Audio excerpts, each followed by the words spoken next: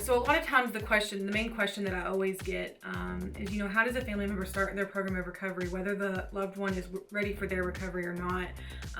Even if you are someone who does have a loved one who struggles with addiction and they're still out there and they're not ready to get help, it doesn't mean that you have to put your help on hold. You can go ahead and start your program of recovery. You can seek out those supports. You can seek out the education so that whenever your loved one is ready to get help, you're in a much better place to support them.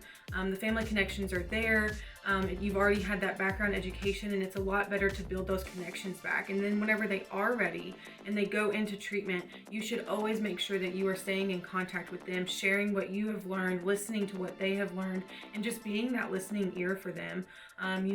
Families have to learn the same things that clients do. You have to relearn how to communicate. You have to relearn how to take care of yourself. You have to relearn how to manage your emotions.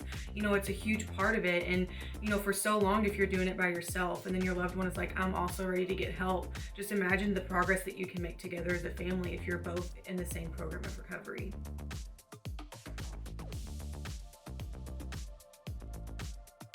Yep, that's another question I get a lot, is, I don't want to enable, how do I not enable? Because it's a common thing. I see it a lot more with parents than I do with anyone else, but it's not, I've also seen it in siblings, and spouses.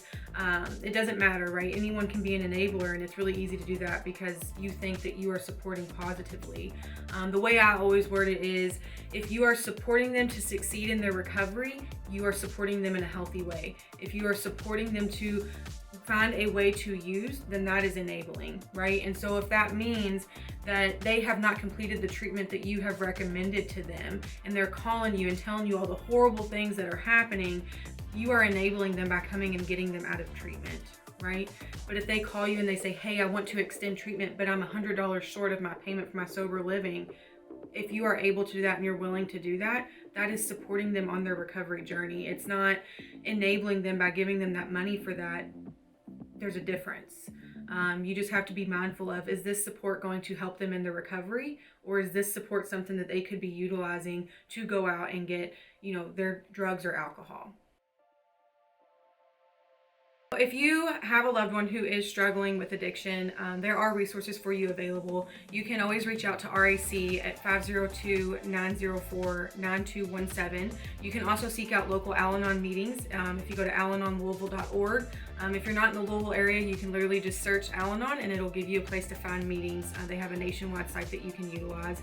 That'll be your first start to figuring out what you can do to help yourself, which in turn can help your loved one.